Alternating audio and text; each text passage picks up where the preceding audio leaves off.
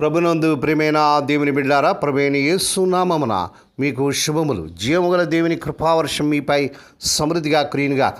ఈ దినం అనగా జూలై నెల 4వ తారీఖు 2025 శనివారం హోలీ ట్రింటీ చర్చ్ మినిస్ట్రీస్ వారు అందించు అనుదేనామన్న. ఈ దిన మన ధ్యానాంశం శ్రమలు కష్టాల్లో ప్రశాంతత. శ్రమలు కష్టాల్లో ప్రశాంతత.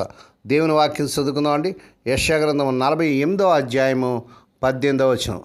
నీవు నా ఆజ్ఞలను ఆలకింపవాలని నేనంతో కూర్చున్నాను. ఆలకించిన ఏడ నీ క్షేమం నదివేలను, నీ నీతి సముద్ర తరంగముల వలె ఉండెను. దేవుడు తన పరిశుద్ధ వాక్యం దీవించుగాక. దేని బిడ్డారు, మీరంతా ఎలా ఉన్నారని, మీ ఆరోగ్యాలు ఎలా ఉన్నాయి, మీ కుటుంబాలు అందరూ బాగున్నారా? మీరంతా కూడా క్షేమంగా భద్రంగా దేవుళ్ళు ఆనందిస్తూ ప్రభుల ముందుకు సాగాలని ప్రతిదినం కూడా మీ కొరకు మేము ఎంతో భారంతో ప్రార్థన చేస్తున్నాం. దేని బిడ్డారు, దేవుని వాక్యంలో సమయంలో మనం చూసినట్లయితే యెషయా గ్రంథం 48వ అధ్యాయం 18వ వచనంలో ఆ యెషయా భక్తుడు రాస్తున్నాడు, నీవు నా ఆజ్ఞలను విని ఉంటే నీ శాంతి నదివేలను, నీ నీతి సముద్ర తరంగముల వలె ఉండంటాడు. ఇక్కడ మనం సందర్భం చూసినట్లయితే దేవుడు యెషయా ప్రవక్త ద్వారా ఇశ్రాయేలుతో మాట్లాడుతున్నాడు.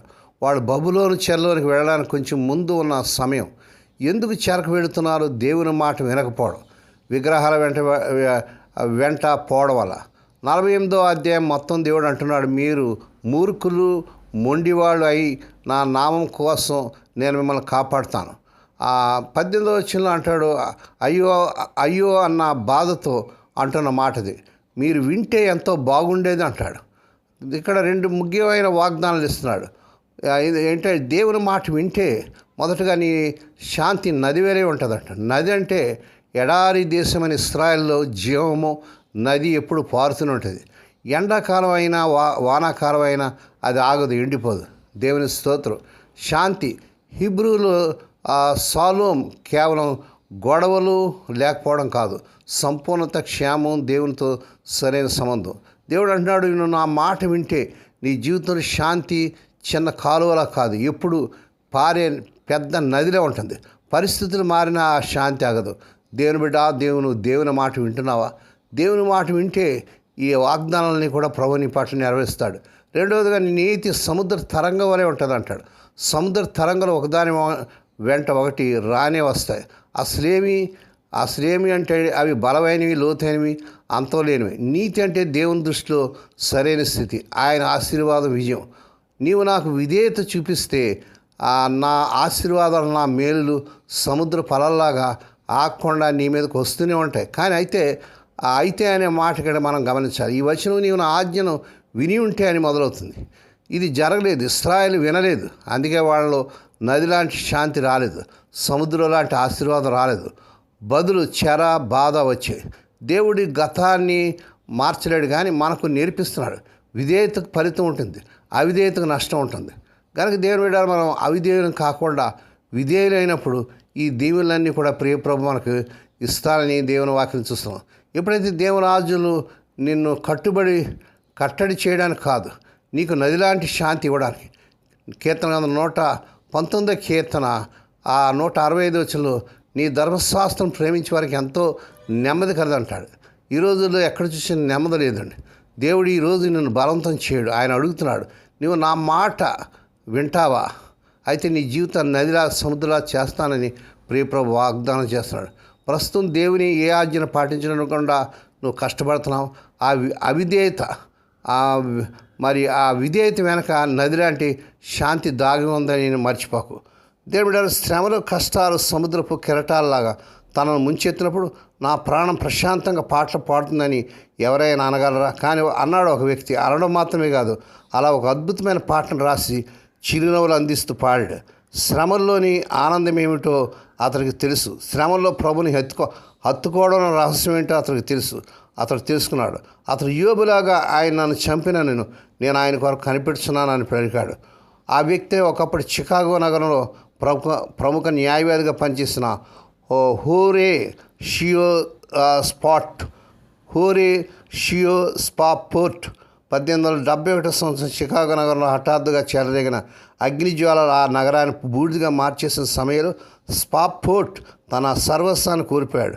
2 సంవత్సరాల తర్వాత అతడు తన భార్యను, 9 బిడ్డలను ఐరోపాకు పంపి పోగొట్టుకున్న ఆస్తిని తిరిగి సంపాదించేందుకు తను చికాగో నగరంలోనే నిలిచిపోయాడు. 1873 నవంబరు 15 అతని భార్య బిడ్డలు విల్లేడి హవిరే అనే ఓడలో తమ ప్రయాణం ప్రారంభించారు. ఆ ఓడ న్యూయార్క్ వదిలిన 6 రోజుల తర్వాత వేరొక ఓడ దాన్ని బలంగా ఢీకొనడంతో బాగా దెబ్బతిని మునిగిపోవడం ప్రారంభించింది. వెంటనే స్పాఫోర్డ్ భార్య యానీ తన 4 బిడ్డలను తీసుకుని ఓడ పైభాగాన్ని చేరుకుని మోకరించి ప్రార్థించడం ప్రారంభించింది. తమను కాపాడమని, ఒకవేళ తాము మరణించడం తప్పనిసరి అయితే మరణించే ధైర్యాన్ని దయచేయమని ఆమె ప్రభువును ప్రార్థించింది. ఆ తర్వాత 15 నిమిషాలని ఓడ పూర్తిగా మునిగిపోయింది. ఒక పెద్ద అల తన 4 బిడ్డలని సముద్ర జలాల్లో ముంచేయటం ఆ తల్లి కళ్ళారా చూసింది. తర్వాత స్పృహ కోల్పోయి పగిలిన ఒక ఓడ పలకపై తేలుతున్న ఆమెను రక్షక దళం ఒక లైఫ్ బోర్డు ద్వారా కాపాడి సురక్షితంగా ఒడ్డుకి చేర్చింది. కొన్ని రోజులకు వేల్స్లోని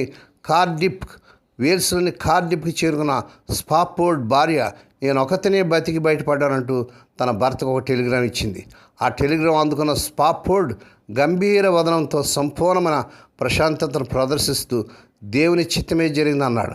ఆ తర్వాత అతడు తన విశ్వాసాన్ని వ్యక్తీకరిస్తూ తర్వాత కాలంలో లోతైన శ్రమల్లోనూ కష్టాలను మునిగి తేలే అనేకులను ఆదరించిన నది వలె సమాధానం నాలో ప్రవశిస్తుందని అర్థాన్నిచ్చే peace like ever attendeth my way అంటూ ఒక అద్భుతమైన పాటను రాశాడు.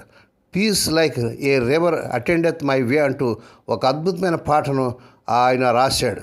ఆహా, శ్రమలు కష్టాలు సముద్ర టలల్లా తనను ముంచెత్తినప్పుడు, బాధలు వ్యాధులు పెనుతుపాల తనను కుప్పకూల్చేసినప్పుడు నా ప్రాణం ప్రశాంతంగా పాటలు పాడుతుందని అతను పలకడం ఎంత ఆశ్చర్యం. దేని బిడ్డ, ఒకవేళ ఏ కష్టంలో ఏ శ్రమల గుండా నువ్వు ప్రయాణం చేస్తున్నావో, ఈ యొక్క స్పాఫోర్డ్ యొక్క సాక్ష్యాన్ని, ఆయన యొక్క పరిస్థితిని విన్నావు కదా.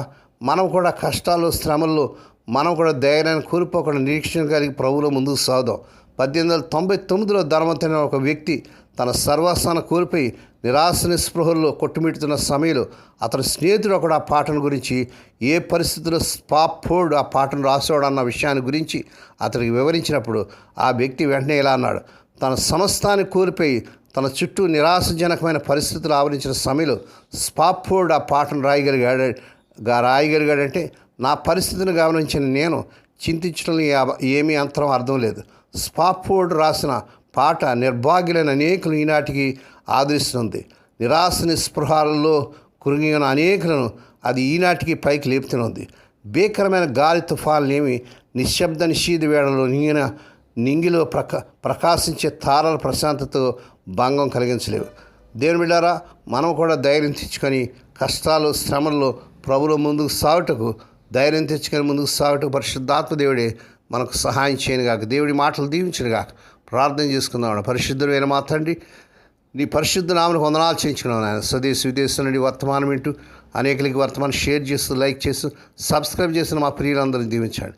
ఈ దినం పుట్టిన దినాలు, వాహ దినాలు, శుభదినాలు జరుపుకున్న బిడ్డలు బహుగా దీవించి మరొక సంవత్సరమైన దయాక్రీడిని బిడ్డలకు ధరింపచేసి వారి పట్ల నూతన కార్యం జరిగించుకోండి. ఈ దినమంతటా బిడ్డల చుట్టూ మీరు రక్తకాయం చేసి ప్రతి విధంగా కీడు నుంచి, దృష్టి నుంచి, ప్రమాదాలు తప్పించి క్షేమకరమైన ప్రయాణాలు దయచేయమని మహిమ నీకే, ఘనత నీకే చెల్లించుకుంటూ స్తుతిస్తూ కొనియాడుతూ యేసే పరిశుద్ధ నామన స్తుతించి గానపరిచి వేడుకొని ప్రార్థిస్తున్నాం తండ్రి.